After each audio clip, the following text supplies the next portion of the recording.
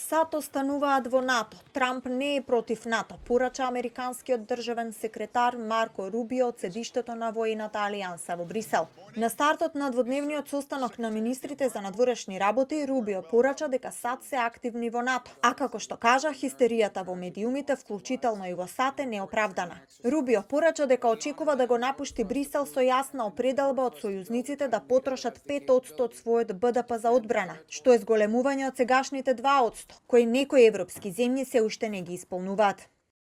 He's not against NATO. He is against a NATO that does not have the capabilities that it needs to fulfill the obligations that the treaty imposes upon each and every member state.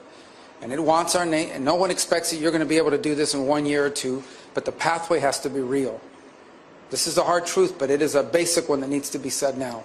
Генералниот секретар Марк Руте пак порача дека европските членки на алијансата се обврзаа на најголемото зголемување на трошоците за одбрана од крајот на студената војна, но се согласи и со САД дека мора да се направи повеќе.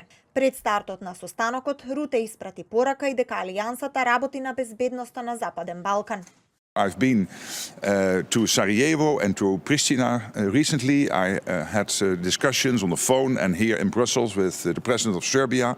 So we're really very much involved as NATO to make sure the Western Balkans stay stable, stay safe, together with our 5 allies, Montenegro, North Macedonia, Slovenia, Croatia and Albania. So collectively we navigate the Western Balkans and making sure that stability is there to stay.